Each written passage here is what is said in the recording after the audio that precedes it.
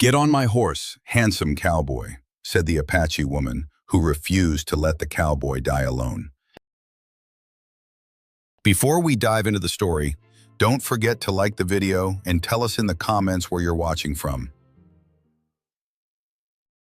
Late afternoon heat smothered the Arizona territory. The land around Clay Rourke was dry enough to crack open under his boots. He had been walking for nearly 2 hours after surviving an ambush he never saw coming. Clay Rourke, age 37, a quiet ranch cowboy once known for handling horses better than anyone around the border. Years ago, when he worked with his younger brother, people in town said they were unstoppable together. Then one night, a shootout broke out over cattle claims, and Clay's brother died in his arms. Clay blamed himself every day since. He worked alone now. No ranch, no family. Just wandering for temporary jobs and sleeping wherever trouble wasn't. He had been delivering a sealed payment pouch to a trading post. A job any man could do. But riders tried to rob him, shouting that Clay owed them his life. They shot his horse and hit Clay in the ribs before he managed to escape on foot. He lost his horse, his breath, and a lot of blood as he ran into the desert. He wasn't sure why he still tried to survive. He felt tired of running from memories that never got smaller. His vision blurred, and he dropped onto one knee. Grit scraped his palm as he kept himself from falling flat. He tasted metal in his mouth and knew it wasn't from the dust. Asterisk, if I pass out here, that's it. Nobody comes by this riverbed unless they're lost. Asterisk. Clay tried to stand. His legs shook. The sun drilled into his skull with no mercy. A horse snorted behind him. Clay forced himself to turn his head. A painted mare stood still, ears pointed forward. The woman holding the reins studied him like she needed to decide whether he was trouble or worth helping. Her name, he would later learn, was Naya. She was 24. Apache. She had lived with her mother and younger sister until a cavalry raid burned their camp months ago. She escaped, but she lost everyone. She spent weeks moving between hidden canyons and abandoned shacks, avoiding soldiers, traders, and local ranch hands who looked at native women like property. She still had bruises on her arm from someone who tried to grab her 2 nights earlier. Her dress tore at the top during the fight, leaving more of her body exposed than she ever wanted strangers to see. She was exhausted, but she didn't show fear. She spoke first. "You hurt. Who shot you?" Clay tried to breathe without groaning. "Men who think they're owed something." She looked down at his wound, then scanned the landscape behind him for movement. Her hand tightened on the reins. "They follow you?" "Not anymore," Clay said because he truly didn't know. Naya stepped closer, crouching so her eyes matched his. She kept one hand near a knife strapped to her thigh. She was cautious, not careless. His scent told her he wasn't drunk, not diseased. His wound told her he wasn't lying about danger. "He will not make it another mile," she judged. "Stand," she ordered, pushing a hand under his elbow. "You fall asleep in this heat, you don't wake up." Clay let out a breath that hurt. "Why help me? I'm a stranger." Naya straightened, jaw firm. "I don't leave people for the buzzards. I know what it's like having no one come." Her voice stayed steady, but her eyes carried a weight she didn't explain. Clay tried to rise, failed once, tried again. Pain shot through his ribs and forced a grunt from his throat. She moved closer, supporting his weight against her side. His hand landed against her hip by accident. Warm skin, a sign she was alive and strong. She didn't flinch. "You get on the horse," she said. Clay shook his head weakly. "You can't lift me. You hold on. I guide us both." There was no hesitation in her. She had decided he would live. Whether he agreed didn't matter. He swallowed hard and put his trust where he hadn't placed it in a long time, in a stranger's hands. She stepped into the stirrup and pulled him up with her, positioning him behind her on the saddle. Clay leaned forward, his chest pressed against her back. He wrapped an arm around her, because he had no other choice if he wanted to stay on. His fingers settled on her bare skin, where the torn dress revealed a line of warmth. He expected her to push him away. She didn't. She clicked her tongue, and the mare moved, steady and cautious over the rocky ground. Clay's heartbeat thudded against her spine. "You try not to pass out." "Your name?" she asked, keeping her eyes forward. "Clay Rourke." "Naya." She kept her voice calm for both of them. You fight to stay awake. If you fall, I stop and drag you back up. She didn't say, I'll let you die. She didn't say you're too much trouble.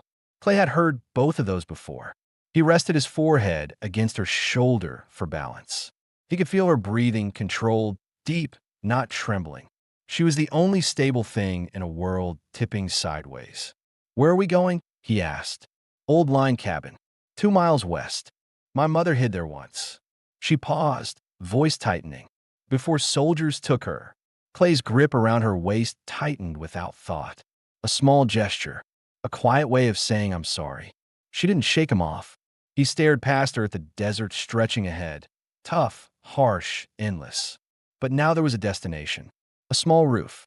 A chance to survive beyond the next breath. He was a man who had given up on deserving help. She was a woman who refused to lose another person to the dust. Their missions, without saying out loud, became the same. Stay alive. Together. The mare kept walking as sun lowered behind distant ridges, taking them farther from death and closer to the first safe walls either of them had felt in a long time. Clay's last waking thought before darkness pulled at him again. Maybe I'm not meant to die today. The painted mare slowed as the ground turned rockier, weaving between low shrubs and scattered boulders.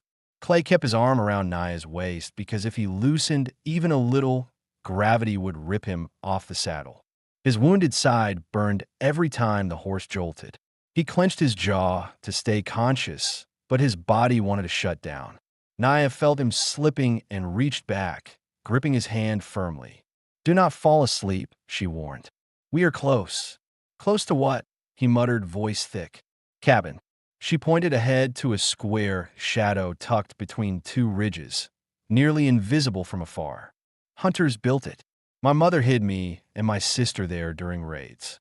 Clay's eyes focused through the dizziness. The structure was simple.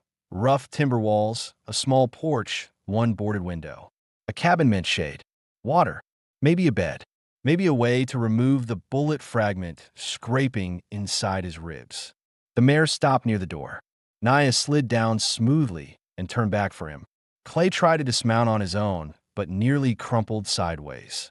She caught his arm under her shoulder and helped him down, step by step, until his boots found solid ground. You sure you can help me? Clay asked quietly, testing her resolve.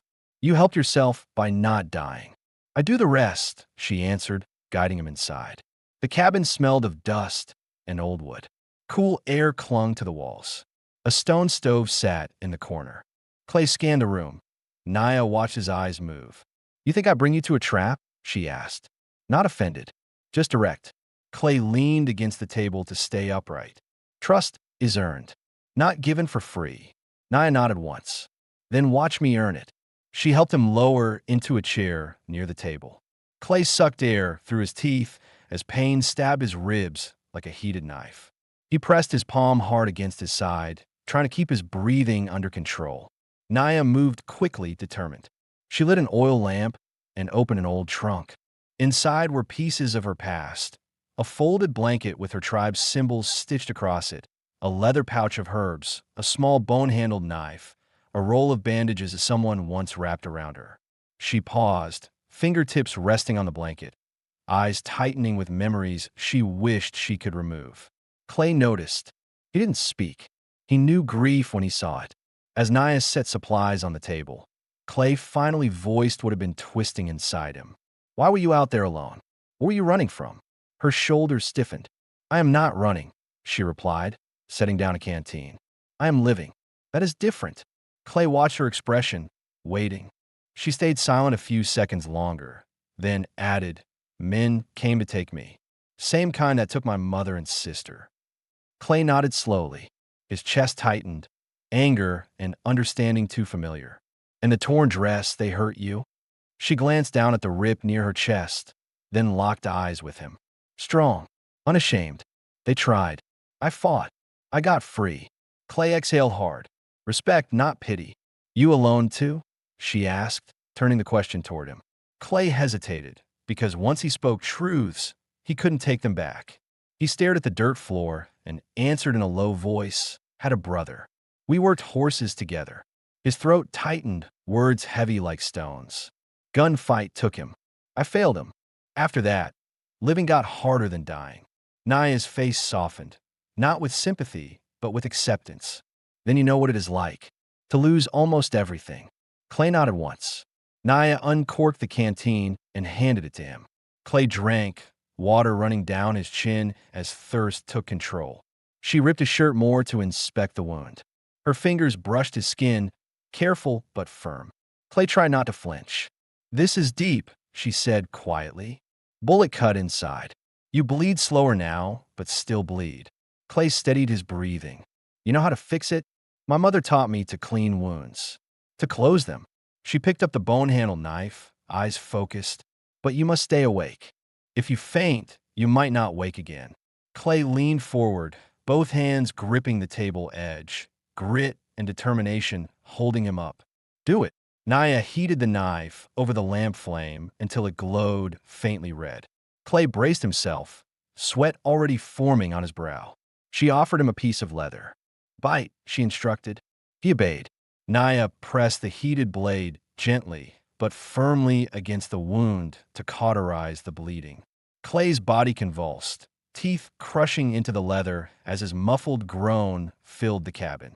His vision darkened at the edges, but Naya's voice reached him through the pain. "Stay with me." He forced his eyes open, focused on her, on the steadiness in her hands, on the fact that someone wanted him alive. When she finished, he sagged back in the chair, breath shaking. She cleaned the area with herb-soaked cloth and wrapped bandages around his ribs, tight enough to support him, but soft enough not to suffocate. As she tied the last knot, his hand caught her wrist without meaning to. She paused, looking down at him. His voice was strained but clear. "You saved me. If you save me later, we will be equal," she answered. Clay exhaled a rough laugh, the first real one in a long time. Naya pulled the blanket from the trunk and draped it around his shoulders, careful with each movement. She reached to push his hair from his eyes so he could see her face clearly. "You stay here. Rest. I check outside," she said, grabbing her knife and stepping toward the door. Clay opened his eyes wider. "Alert." "Why?" "In case riders followed," she said. "They may want what you carry." Clay froze. He had nearly forgotten. The leather pouch inside his coat pocket. Payment papers. Money owed to the trading post. He gripped Naya's arm. "If they come, don't fight them alone." Naya's gaze hardened with truth. "I do not plan to die today." She stepped outside, closing the door behind her. Clay forced himself up just enough to peer through the window boards. He watched her silhouette, the torn dress, the knife at her side, the stance of someone who refused to be prey again. Clay realized something important. Their futures were now tied. If hunters chased him, they chased her too. If she protected him, he owed her more than thanks. He owed her survival.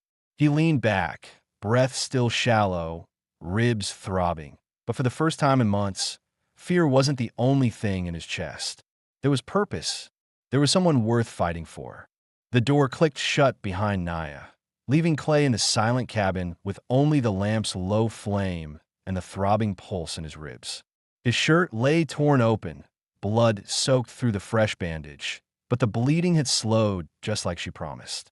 The room stopped spinning long enough for him to breathe without feeling like the ground was tilting.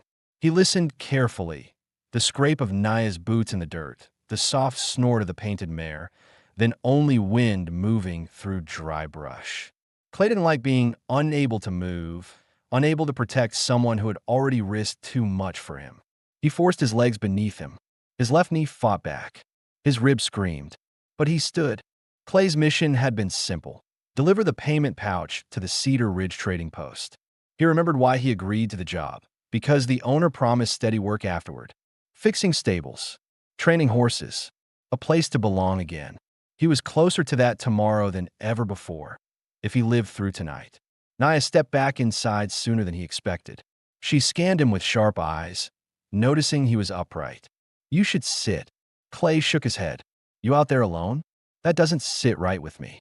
Naya studied him longer than necessary, but said nothing to argue. Instead, she locked the door with a wooden bar and lowered the window covering.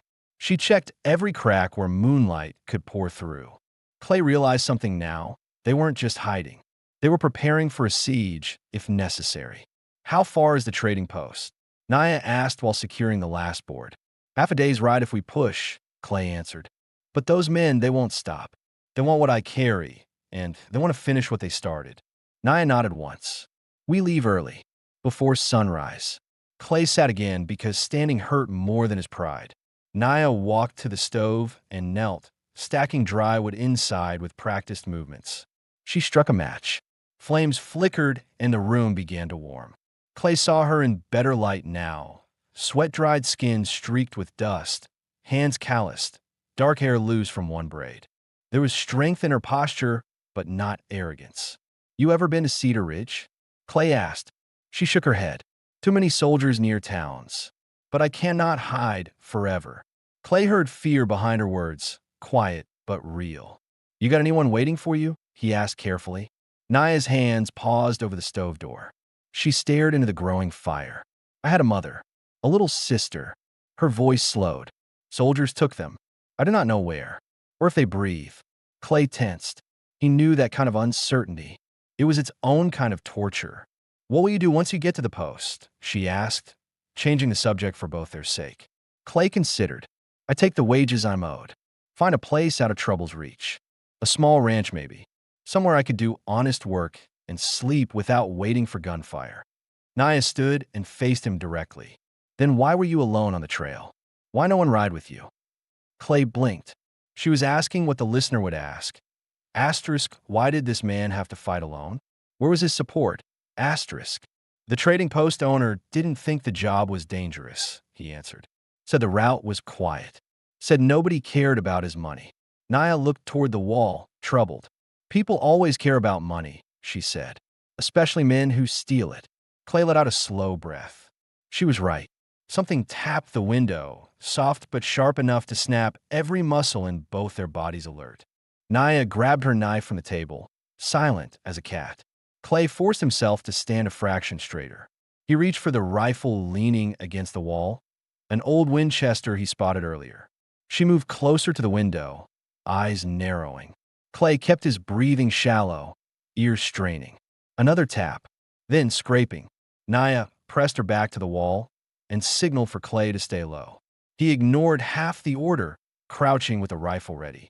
He hated relying on her, but he also knew she was the sharper eye right now. The scraping paused.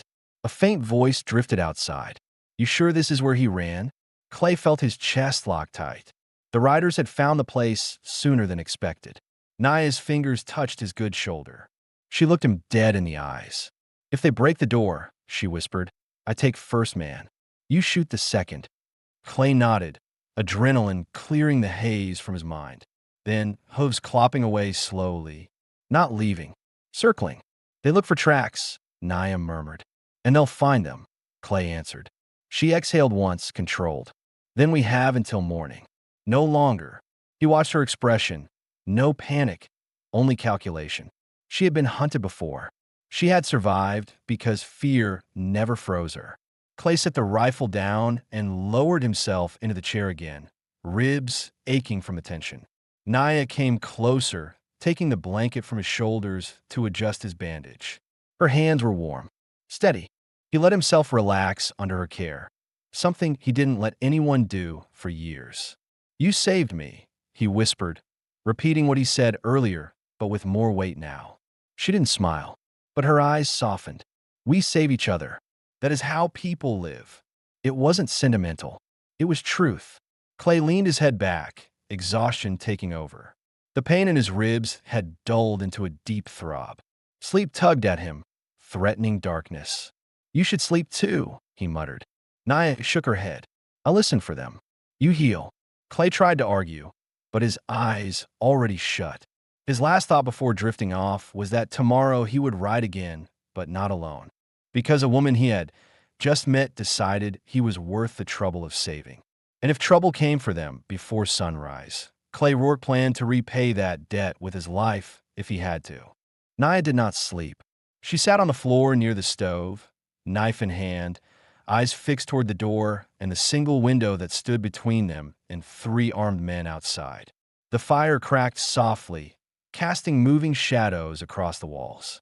Every time the wood popped, she flinched, not out of fear but readiness. A mistake could mean death. Clay slept in the chair, his breathing uneven. Sweat dampened the bandage around his ribs. Pain held him hostage even in rest. But he needed sleep more than he needed pride. Hours dragged by. Moonlight crept across the floor. The desert outside never calmed. Naya heard the occasional rustle of brush, a hoof scraping rock. The riders were taking shifts. They weren't leaving. Her pulse stayed steady. Clay's mission had been simple: deliver the payment pouch to the Cedar Ridge trading post. He remembered why he agreed to the job: because the owner promised steady work afterward. Fixing stables, training horses, a place to belong again.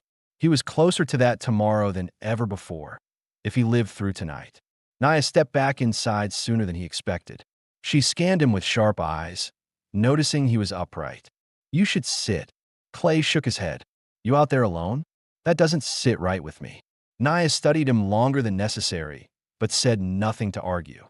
Instead, she locked the door with a wooden bar and lowered the window covering. She checked every crack where moonlight could pour through. His ribs still screamed with every breath, but his head was clearer than yesterday. Clear enough to see she had been guarding him when she could have saved only herself. "You could leave before they notice," he said quietly, voice low so only she heard. "You're fast. You know the land. You don't need me slowing you down." Naya didn't turn from her task. "You would do the same if our places changed." Clay shook his head. "That doesn't mean you should risk your life for mine." Naya looked up at him then, her dark eyes stern but not cold. "They try to take me like property. I will not become ghost to survive. I choose who stands beside me." Clay held her gaze, surprised at the weight of those words. "I choose who stands beside me." She wasn't saving him out of desperation. She made a decision, a loyalty born out of shared danger. He swallowed the truth slowly. He mattered to her survival now as much as she mattered to his. Naya finished mixing the paste and moved toward him. "Lift your arm." Clay obeyed. He winced as she unwrapped the bandage, revealing angry red flesh, but less bleeding. She smeared the paste across the wound. It smelled earthy and sharp. "Cooling." Clay hissed. She pressed her palm to his forearm, grounding him. Their eyes met again, closer this time. There was no blush, no flinch, no shame. Just two people trying to keep each other alive. "The bullet is not inside anymore," she explained. "When I burned the cut, it fell out." Clay blinked in surprise. "You saved me twice then." Naya began rewrapping the bandage tightly. "4 riders," she said. "Not 3. Clay stiffened. "You saw the 4th?" He watched from the ridge. "He waits for us to leave shelter." "That means they know we're here," Clay said, fists clenching. "They want the money I carry. And maybe more." Naya looked toward the window. "I know what men like that want." Clay's jaw hardened. He pushed himself to his feet. Pain nearly buckled him again, but he stayed upright through pure force of will. "Those men are not taking anything from you," he said, voice steady, final. Naya studied him as though she was measuring whether his promise was real or just adrenaline speaking. Then she gave one nod, acknowledgement, acceptance. "Eat," she said, handing him a dry biscuit from the trunk. "You need strength to ride." He took it. "Where did this come from?" "My sister hid supplies here with me before soldiers came," she answered. Then her voice lowered, quieter. "We left in a hurry. She planned to return. She didn't." Clay froze, biscuit halfway to his mouth. "I'm sorry. I do not tell you for pity," she said firmly. "I tell because if we both die today, no one knows her story." Clay lowered the biscuit, swallowing the lump in his throat. "She has someone remembering her now." Naya didn't respond right away, but her shoulders eased. Not much, but enough to matter. The sky outside brightened into pale yellow. Time was up. Clay grabbed the rifle. Still not a perfect grip, but he'd fired in worse condition before. "We take the ridge path," he said. "Stay off open ground." Naya nodded. "We leave fast. The mare is strong." She slung the knife at her side and stepped closer to the door. Clay followed, slow but determined. Just before she lifted the bar to open the door, Clay touched her elbow lightly. She turned, face inches from his. His voice stayed low and plain. "If anything happens out there, you run. Don't look back. Naya's expression hardened, almost insulted. I do not leave people who do not leave me. Clay wanted to argue, but her conviction shut him up. She wasn't asking permission to stay alive with him. She was stating a rule. Naya opened the door. The mare waited, ears flicking. Wind carried dust across the cabin yard. Everything looked calm. Too calm. Naya mounted first and held her hand out to Clay. He took it, pulling himself up with a grunt, arm tightening around her waist immediately to steady himself. The riders were nowhere in sight, which meant they were precisely where they wanted to be. Hold tight, Naya whispered. Clay's hand slid firmly along her hip as the mare stepped forward. Enemies hidden, a trail uncertain, a future not promised. But Clay understood one thing clearly now. He wasn't running aimlessly anymore. He had someone worth staying alive for. And if the riders wanted to fight, this time he wasn't alone. The painted mare picked up speed as soon as Naya clicked her tongue. Clay tightened his arm around her waist to stay balanced, and the warmth of her back pressed into him through his torn shirt.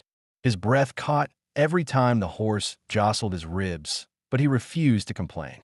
There was no time for weakness now. The sun was only just rising, long shadows stretching over the ground like hidden hands ready to grab anything that moved. Naya steered the mare toward a narrow path between rock formations, jagged walls that curved and shielded them from open ground, at least for the moment. We need height, Clay said quietly. If they're tracking us, we'll see them before they see us. Naya nodded.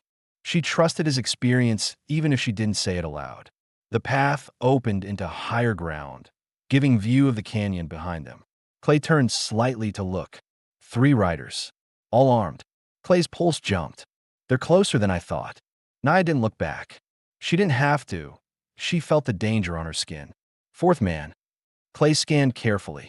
He spotted movement behind a cluster of boulders on a ridge farther back, a glint of sunlight off metal. There, Clay whispered. He's the one who waited. He's the one thinking. The kind of man Clay feared most. Not loud, not reckless. Patient. Naya guided the mare along a descending bend, into a dry creek bed where brush offered thin cover. Clay kept his head low, eyes on every possible angle of attack. One question lingered. Why did these men want Clay dead badly enough to track him all night? He answered the question himself while watching dust kick up behind the pursuing riders. Because someone had told them Clay carried something worth killing for, and that someone must have known Clay's planned route, which meant the trouble started before the ambush. Maybe from the trading post owner. Maybe from a stranger in town who listened too closely. Clay gripped the rifle tighter. There's a small canyon ahead, he told Naya. If we make it through, the post is only a few miles. We make it, Naya replied without hesitation.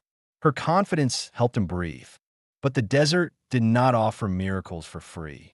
A rifle cracked, a shot echoing from behind. The mare jolted as a bullet kicked up dirt near her hooves. Clay cursed under his breath, bracing himself as Naya pressed her heels in, urging the horse faster. Wind tore at Clay's hair and burned his eyes. The mare leapt over rocks and ducked around brush, hooves pounding dry earth. More gunshots rang out. They weren't aiming to scare them. They were aiming to hit something or someone.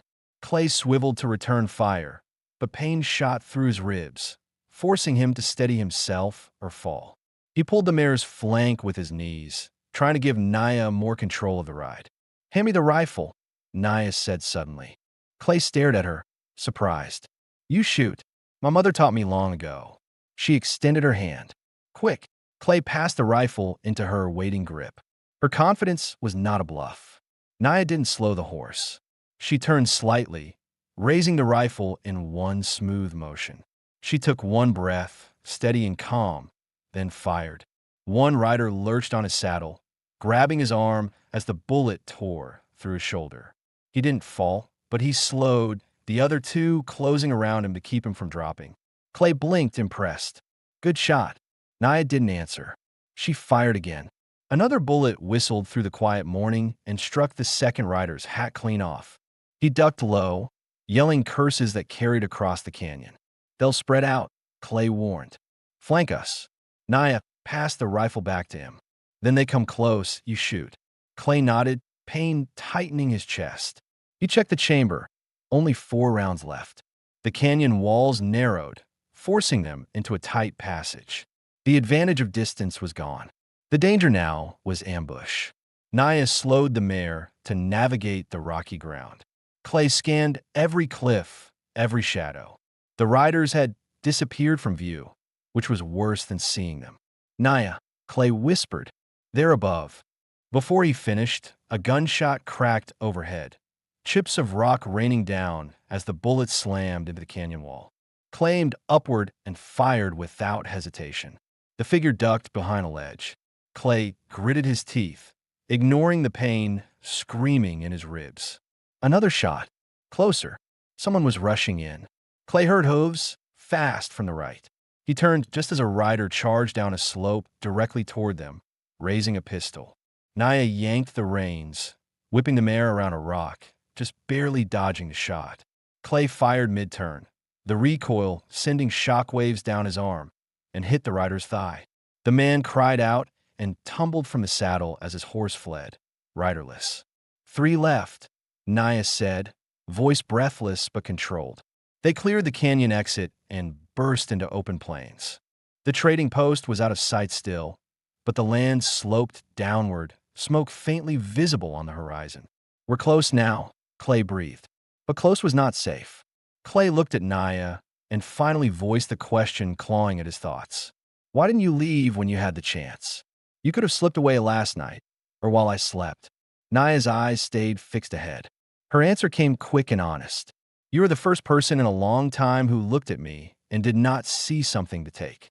Clay stared, throat tight. She continued, quieter, "If I ride alone again, I become like the desert. Dry, angry, no reason to live."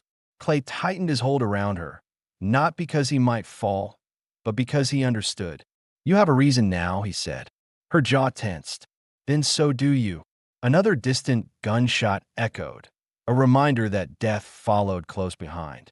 Clay raised a rifle, fire in his eyes now, not fear.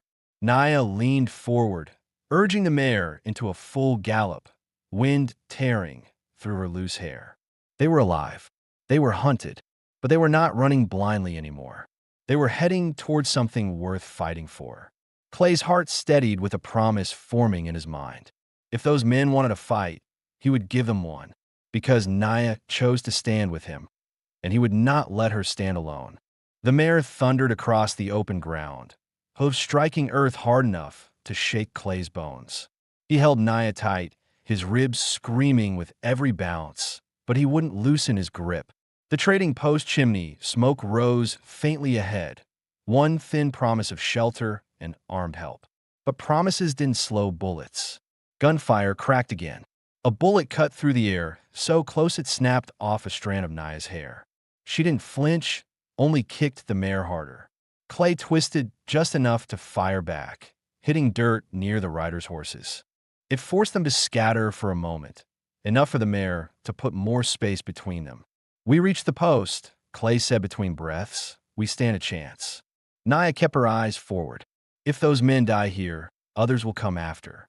Someone sent them." Clay didn't want to think about that truth, but it was real. Someone powerful wanted that payment pouch badly. The gold coins and stamped documents weren't worth murder to most men. So someone either owed a debt they couldn't pay or was willing to kill to avoid being exposed. Clay glanced down at his coat where the pouch was hidden inside. He realized something he should have thought of sooner. "Naya," Clay's voice hardened. "What if the trading post owner set me up? What if he told them my route, what I'd carry, and expected I wouldn't make it?" Naya shot a look back at him, a flash of alarm. "Then we ride to danger, not safety." Clay cursed under his breath. The plan had been simple before. Now it felt like a trap. She slowed the mare just enough to think, guiding her behind a cluster of tall rocks that shielded them from rifle range. The horse panted, sides heaving. "Which is worse?" Naya asked. "Men behind us with guns, or someone ahead waiting to join them?" Clay wiped sweat from his brow. "At least behind us, we know the threat." "Then we choose direction instead of running into fate," Naya decided. Clay nodded. We angle west. There's an abandoned stagecoach, stop not far. It has a well, walls, maybe a rifle or two left behind.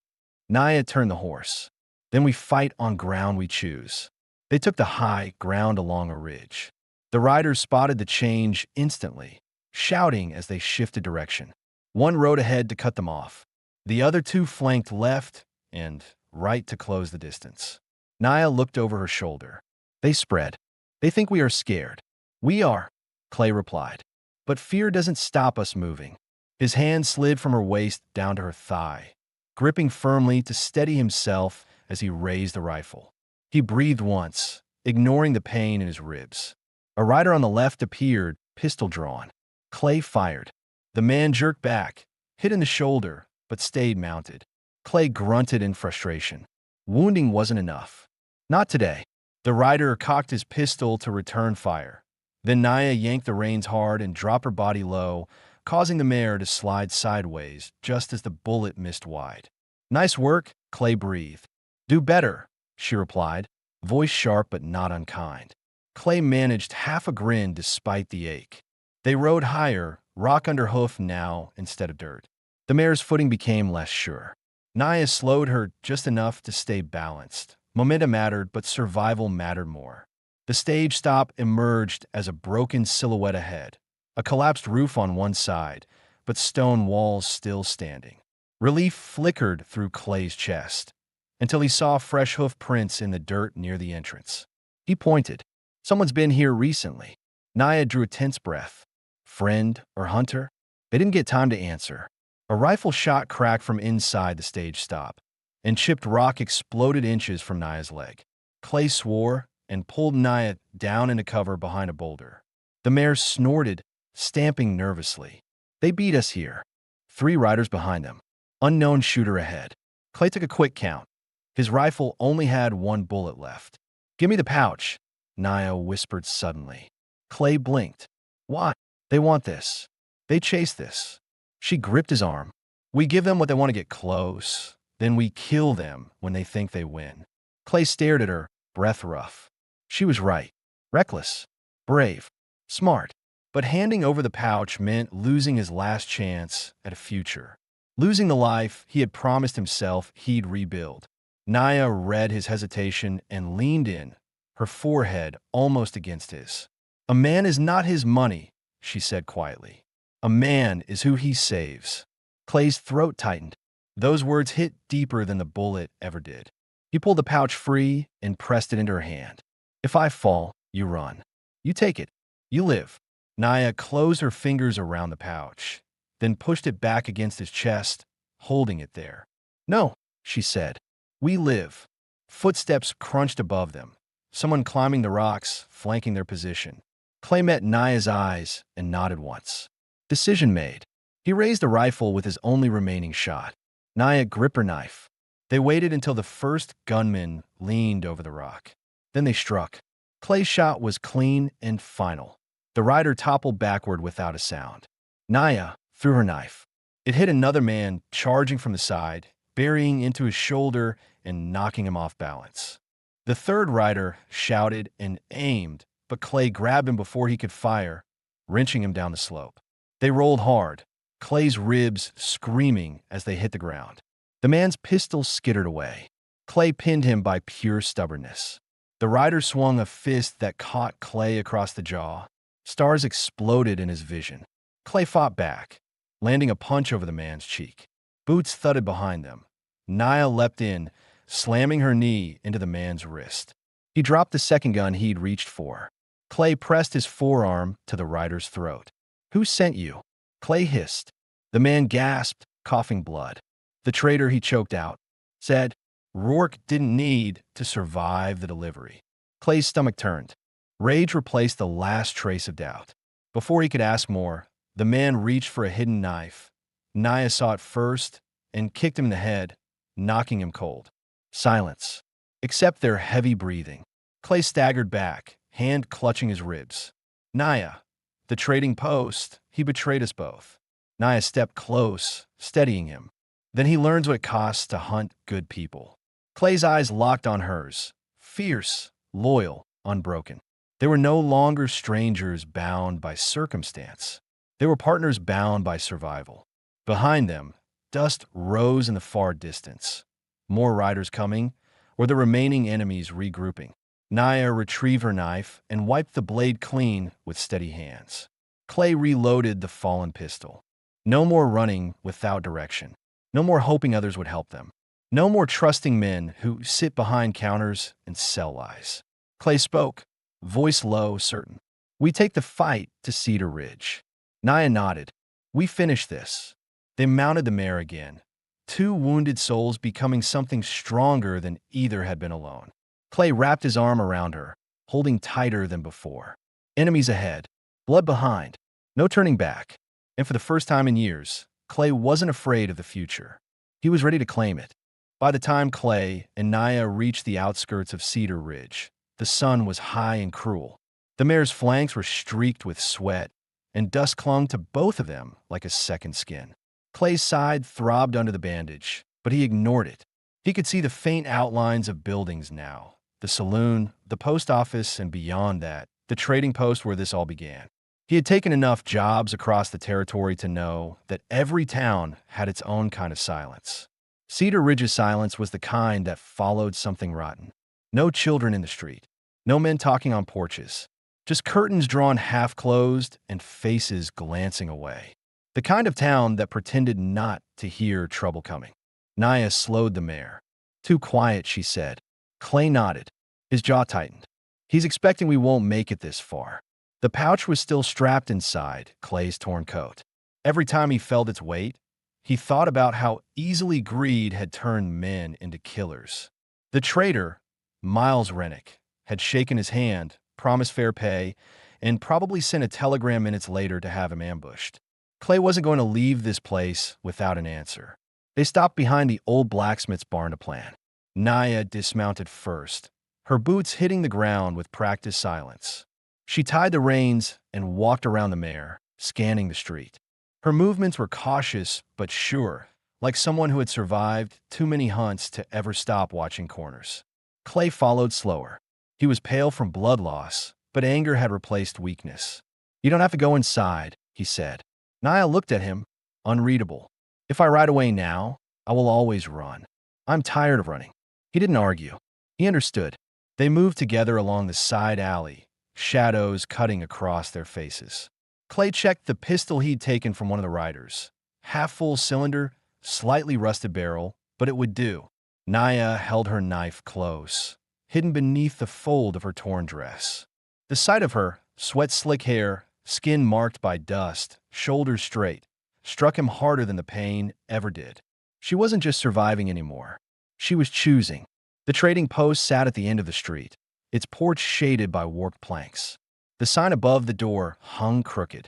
Clay remembered the last time he'd stood there, a week earlier, when Rennick had promised, easy job, quick money. Nobody rides that route. They climbed the steps quietly. Clay pushed the door open with the back of his hand. The bell above it jingled once, soft but sharp enough to break the silence. Inside, the air smelled of tobacco and grain. Shelves lined the walls, half-stocked. Miles Rennick sat behind the counter, counting coins into a ledger. His hair was slicked back, shirt buttoned too neatly for a man who claimed poverty. When he looked up and saw Clay, the color drained from his face. I'll be damned, Rennick said, voice cracking. You actually... Clay didn't let him finish. He slammed the pistol down on the counter, barrel pointing straight. You sent them after me. Rennick's mouth opened, but no words came. His fingers trembled above the coins. Now, Clay, hold on. You don't know what you're saying. I buried 3 men who tried to kill me before dawn, Clay said evenly. You think I can't recognize betrayal when it breathes in front of me? Naya stepped inside behind him, quiet as a shadow. Her eyes scanned the room. 2 doors, 1 back exit, 1 storage hatch. She noticed movement near the curtain separating the back room. Someone's there, she said. Rennick's eyes flicked toward it before he could stop himself. Clay fired once, not to kill but to warn. The bullet tore into the shelf beside Rennick's head, exploding a jar of dried beans. The trader yelped and ducked. They paid me, he shouted. You think I could say no? These men work for real money, for Colton Briggs. That name hit like thunder. Briggs was a ranch baron from the Southern Ridge, a man known for hiring gunmen to keep order. If Briggs wanted the pouch, it meant whatever was inside it carried power, not gold, but information. Clay grabbed the ledger off the counter and flipped it open. Among the pages of fake debt entries were telegraph messages, confirmations of payment, orders for Clay's route, even the bounty placed on him dead or near dying. Naya read over his shoulder. He wanted you gone before you reached the post. Clay's jaw locked. Because of this, he opened the pouch and spilled the contents onto the counter. Not just coins, but a folded document stamped with a federal seal.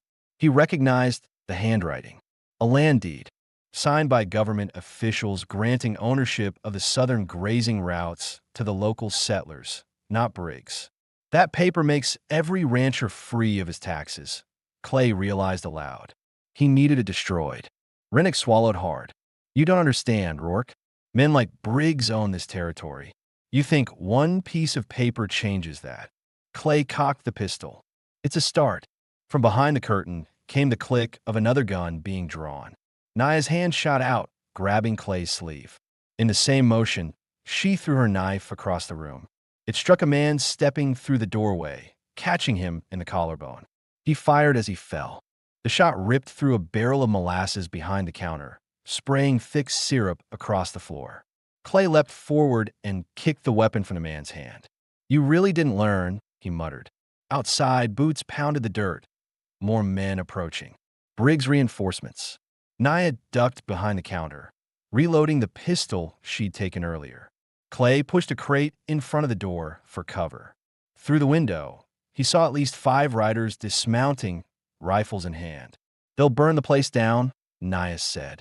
Let them try, Clay answered. The first shots hit the window, shattering glass. Splinters rained across them. Clay fired back, hitting one man in the leg and another in the shoulder.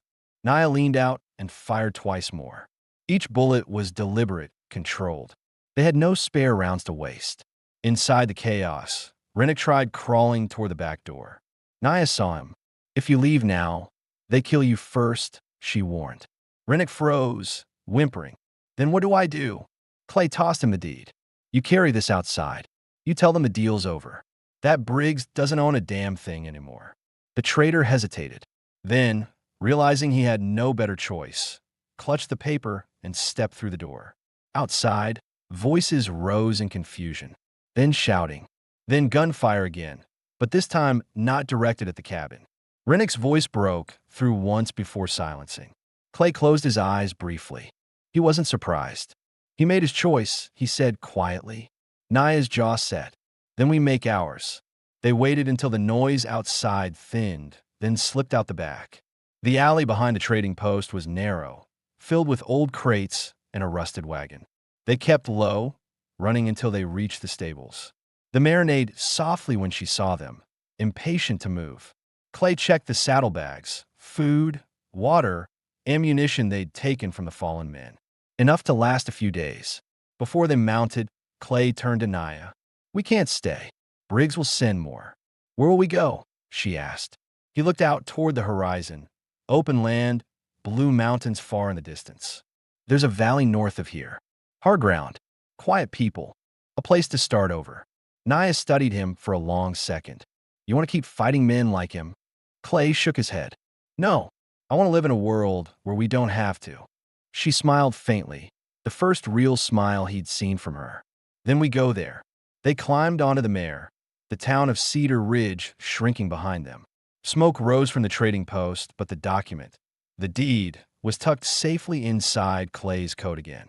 As they rode out, the questions that hung since the first night finally found their answers.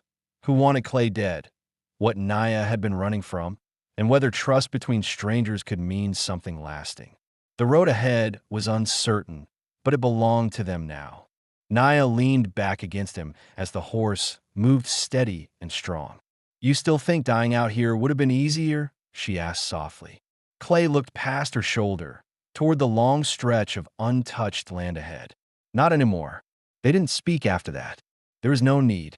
The desert wind carried the smell of rain coming from the mountains, and for the first time in a long time, both of them believed there might be something waiting beyond survival, something better, something worth staying for. The mountains grew larger as the day stretched long. The mare carried them across rolling grassland, the tense silence of Cedar Ridge fading behind them with each mile. Clay kept one arm around Naya's waist, but not only for balance anymore. His hand rested there naturally, like it had found its place. He noticed her leaning back a little more now, too, trusting him to hold her steady. Clay's wound ached the farther they traveled, but freedom tasted better than the pain hurt. He looked up at the sky, streaked wide with silver clouds. "Rain's coming," he muttered. Naya glanced over her shoulder with a calm expression. "Rain is good. It hides tracks, makes the land new." He liked how she thought, practical, hopeful at the same time. Still, Clay's eyes scanned the horizon. He refused to believe Briggs would stop after losing the document. "We need cover before nightfall," Clay said. "Someplace we can defend.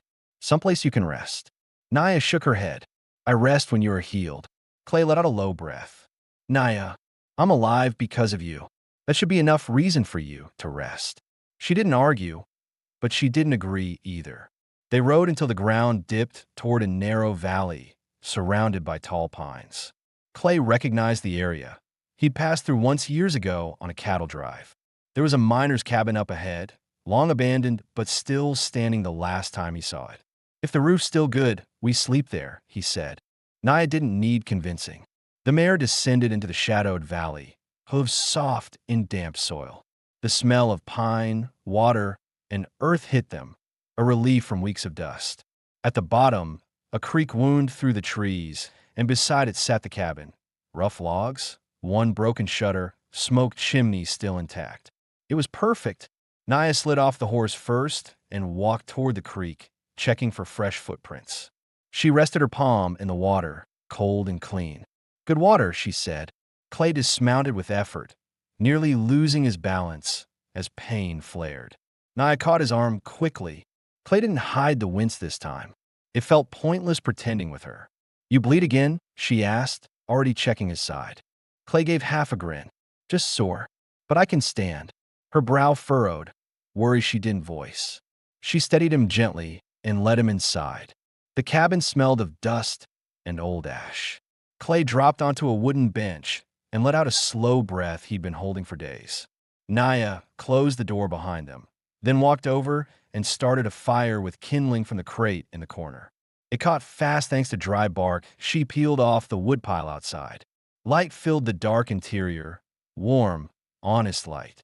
Clay leaned back, exhaustion sinking deep.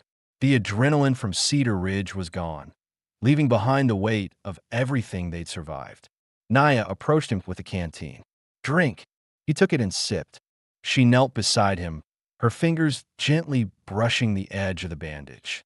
"You let me look." It wasn't a request. Clay raised his arm, giving her access. She unwrapped the cloth slowly, revealing swollen skin but less bleeding than earlier.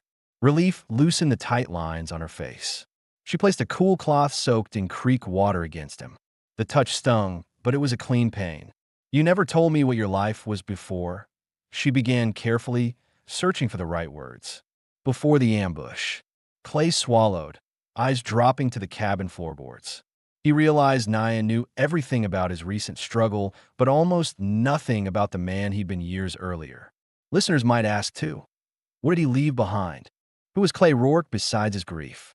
He owed her the truth. "I was a ranch hand," he said. "Worked the same land since I was 15. My brother and I planned to buy our own piece, a small place, cattle, horses, family nearby. Simple things." Naya's voice softened. "What happened?" Argument over stolen cattle turned into gunfire. "My brother stood in the wrong spot." Clay's jaw clenched. "After he died, everything stopped making sense. I drifted, job to job, trying to outrun one day to the next." He met her eyes. "Then I woke up half dead in the desert, and a stranger refused to let me die." Naya looked away, trying to hide a flicker of emotion.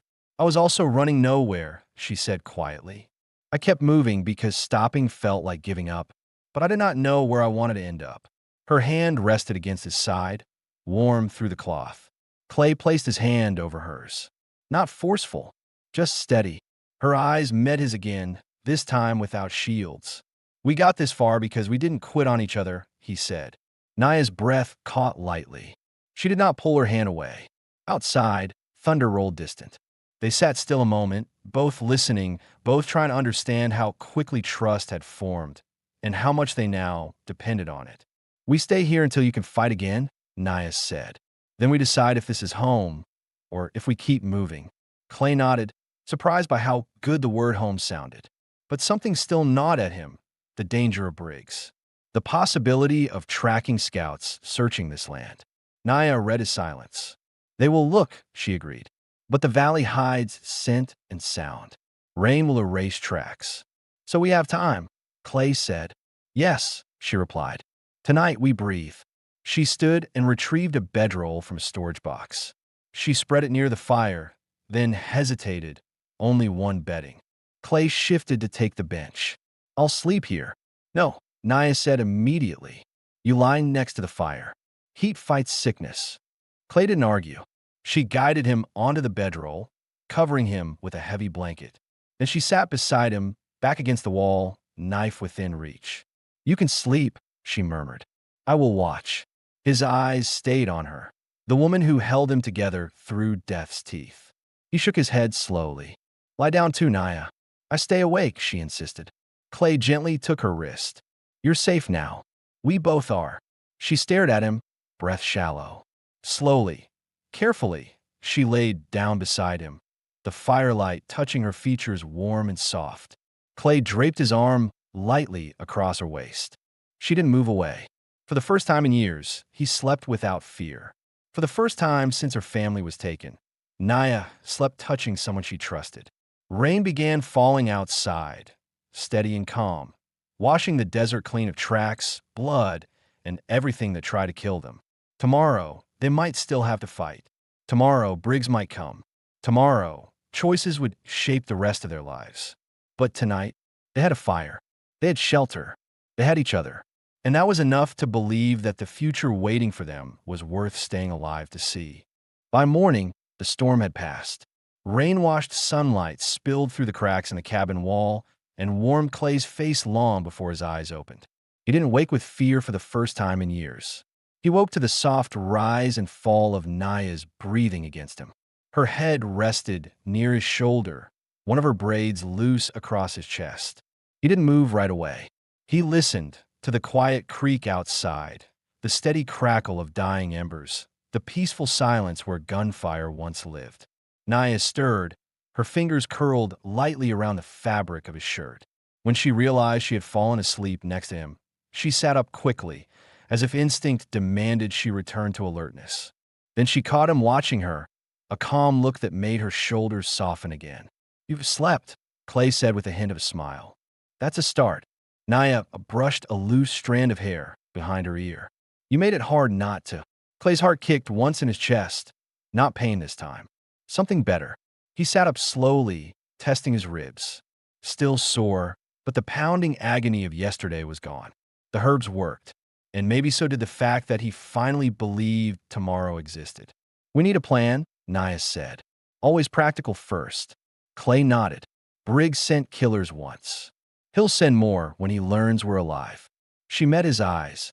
Then we do not hide. We finish what he started. Clay agreed. They would face Briggs not as hunted ghosts, but as people fighting for their right to breathe free. The deed in Clay's coat wasn't just paper. It was a promise of fairness for ranchers Briggs had bled dry. That made Naya's and Clay's survival bigger than themselves. They stepped outside to saddle the mare. Rain had washed away every trace of their travel. No footprints, no blood, no scent for tracking dogs. Their enemy would have to search blind. A sign, a chance. What about after? Clay asked as Naya cinched the saddle. After what? After Briggs, he clarified. After we win. Naya paused. She glanced up at the cabin. Smoke-stained roof, creak so close she could hear it from bed. Her eyes softened. I like this place, she admitted. Calm, wild, far from cruelty. Clay stepped closer. We can fix the roof, patch the walls, plant a small garden, maybe run horses. Naya tilted her head slightly. Clay swallowed. The wind shifted between them. "You gave me a reason to stay alive," he said. "I'd like to give you a reason to stay." Her breath trembled, but her voice didn't. "I stay if you stay." Rain dripped steadily from the pines. The mare flicked her ears as if urging them forward. Clay reached for Naya's hand, a gesture unhurried, sure. She let him take it. "Let's end this," he said. They rode out with the sun rising at their backs, heading toward justice instead of running from death. Cedar Ridge felt different when they returned.